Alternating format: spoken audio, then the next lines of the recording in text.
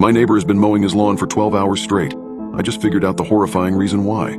It started at 4:43 a.m. The noise jolted me awake. It sounded like there was a giant truck revving its engine right there in our bedroom. Exhaust fumes wafted in through the open window. It was a bad way to start the day. It was even worse than when I saw the neighbor getting it down with his own sibling. Anyways, that's a story for another day.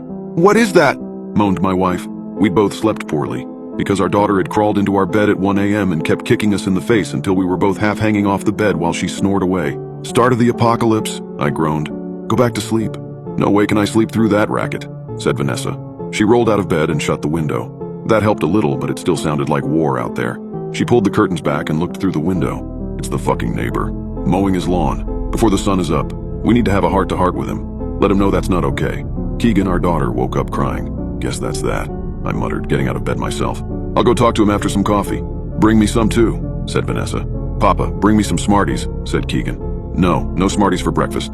Banana or toast, but not Smarties." "Fine," huffed Keegan. "Toast, cut into shapes." I sighed. This was really the last thing I wanted to be doing at 4:45 on a Saturday morning. Making coffee and cutting toast into animal shapes instead of drooling in my sleep and dreaming of a gentler world. I went into the kitchen and started the coffee and toast and then looked out the living room window. Sure enough, there was Mr. Limsky mowing his damn lawn in his damn bathrobe, no less. That was another thing that I had no desire to do.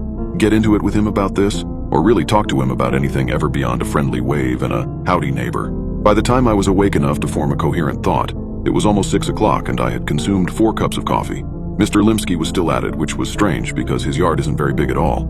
It shouldn't take more than a 40-minute mow job, but here it was, an hour and 15 minutes later, and he was still at it. I got semi-dressed and stumbled outside. I walked across my own yard, which I noted needed mowing itself. Maybe I'll tell him that if he mows my lawn and promises to never start so early again, I'll let it go. But I knew that I wouldn't do that.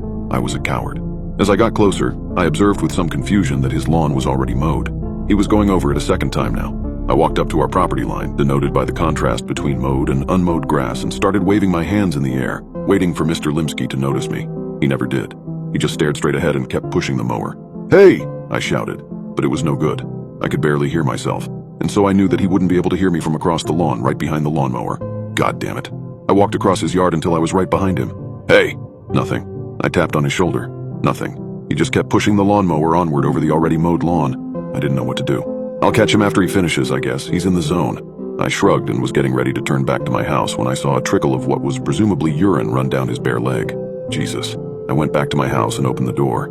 Vanessa was reading a book to Keegan. She stopped when I came in and looked up. "Well, he couldn't hear me. I'll go over there once he stops. He's got to stop sometime, right? And, well, I'm a little worried about him, honestly. I saw him, wet himself." "Mr. Limsky peed his pants?" asked Keegan. She started laughing. "Well, that sometimes happens, kiddo," I said. "You used to do that. We do that a lot when we're kids, and then we don't do it for a while, and then when we get older, we sometimes do it again." That gave her something to think about anyway. "Huh," said Vanessa. "There's more," I said. "He's already done with the lawn. He's just going over it a second time. Maybe he missed a few spots?" "Nope, it's perfect. Not a blade of grass higher than any other blade of grass?" Said Vanessa. "That is strange. Do you think he's okay? Should we call somebody?" I shrugged. "Who are we going to call? The police? Tell them that our retired neighbor is mowing his lawn twice while peeing himself. What will they say to that?" Asterisk. By 8 o'clock I was done cooking the bacon, and Mr. Limsky was still at it, mowing his lawn for what must have been the 5th time. I tried not to think about it, but it was hard. "After breakfast we should go somewhere," I said. "It's a beautiful day. No sense staying cooped up all day."